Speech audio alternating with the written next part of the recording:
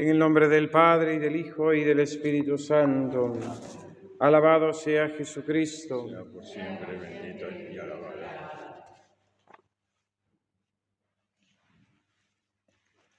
El fruto de la gracia tiene como último término hacer vivir a Jesucristo en nosotros. Y por tanto que nuestros pensamientos, nuestros sentimientos, nuestra voluntad, nuestros juicios no sean los nuestros, sino los del mismo Jesucristo que vive en nosotros. Por eso, como última renuncia para tener en nosotros vida interior, para ser hombres interiores, ha de ser el renunciar a nuestra propia voluntad, a nuestro propio juicio, a nuestra forma de, vamos a decir, juzgar la realidad que nos rodea, las acciones de nuestros prójimos, etc., incluso como expresión de esa propia voluntad, el juicio propio. Y esto en primer lugar porque nuestro juicio está, vamos a decir, pervertido a causa del pecado original. No juzgamos rectamente porque nuestro juicio se ve, pues eso, herido a causa de la concupiscencia que ha dejado en nosotros el pecado original.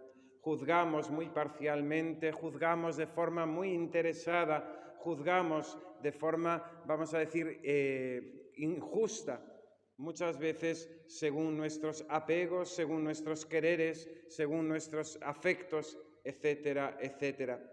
Aquello que condenamos en aquel prójimo que nos es más detestable, lo elogiamos en aquel prójimo que tenemos afecto, o incluso pues no le damos la importancia que tiene. Pues todo esto es fruto de este juicio errado que nosotros tenemos. Por tanto, hemos de llenar todo con miras de fe para poder juzgar no con nuestra mirada, sino con la mirada de Dios nuestro Señor, no con nuestros criterios de juicio, sino con los criterios de juicio de Dios.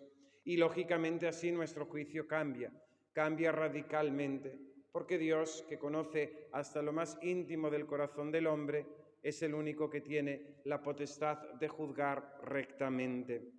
Nosotros no podemos juzgar más que de una manera humana, pero necesitamos, lógicamente, juzgar a una manera divina. Juzgar de una manera humana nos lleva a tener, por tanto, sentimientos humanos, y nosotros hemos de tener sentimientos divinos.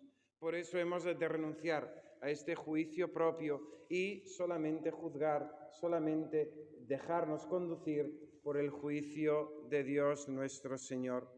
Es el secreto de la sabiduría divina, de estos dones del Espíritu Santo, entendimiento, sabiduría y ciencia, que nos alumbran, iluminan nuestro entendimiento para poder juzgar rectamente. Y por eso hemos de pedirle al Señor esa gracia constante de que Él nos ilumine, de que Él nos guíe, de que Él conduzca nuestra forma de juzgar para no quedar, lógicamente, en un juicio errado sobre las realidades de las cosas que nos rodean, sino para juzgar rectamente según Dios nuestro Señor.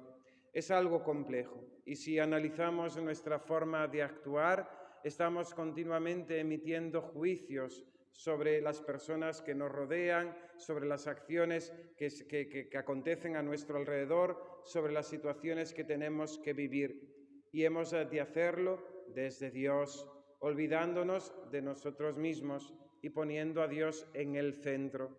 Y así tendremos los mismos sentimientos de Cristo Jesús. Así tendremos su misma voluntad y así tendremos también su mismo juicio. Un juicio que además en Dios nuestro Señor se llena de misericordia y de compasión.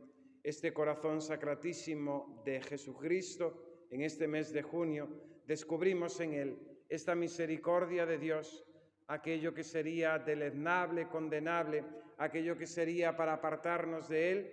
Jesucristo nuestro Señor, con paciencia infinita, espera su conversión, su cambio, su vuelta a Dios nuestro Señor. Por eso también dice la Escritura, la misericordia se ríe del juicio. aquellos que practican la misericordia, porque es el modo que Dios tiene de juzgar a los hombres, eso, pues lógicamente nos hace fuertes ante el mismo juicio de la justicia. ¿Quién resistiría a la justicia divina si Dios aplicase sobre nosotros el cumplimiento estricto de la misma ley? El mismo apóstol San Pablo se lo decía en esas controversias que tenía con los Gálatas, pues después de haberles él anunciado el Evangelio, se habían dejado convencer por los judaizantes, aquellos cristianos que provenían del judaísmo, pero que querían seguir practicando la ley como si ésta fuera a darles la salvación. Todos, decía el apóstol San Pablo, estamos encerrados en el pecado. Aquellos que han conocido la ley por la revelación de Moisés, pero también todo el paganismo. Ahora es el tiempo de esta gracia que Dios usa con misericordia para cada uno de nosotros. Si esto es lo que Dios obra con nosotros, también nosotros hemos de obrarlo con nuestro prójimo. Perdona nuestras deudas como también nosotros perdonamos a nuestros deudores. Pedimos en el Padre Nuestro. Nos ha enseñado a pedir nuestro Señor Jesucristo en el Padre Nuestro. Y también aquella parábola del deudor, de los dos deudores, uno que debía una cantidad pequeña, otro que debía una cantidad grande, es perdonado por el Señor el que debía una cantidad grande y en cambio no supo perdonar a quien le debía menos. Nosotros hemos ofendido mucho al Señor como para no poder ser capaces de perdonar las pequeñas ofensas que nuestros prójimos nos puedan hacer. Que así sea. En el nombre del Padre, y del Hijo, y del Espíritu Santo. Amén.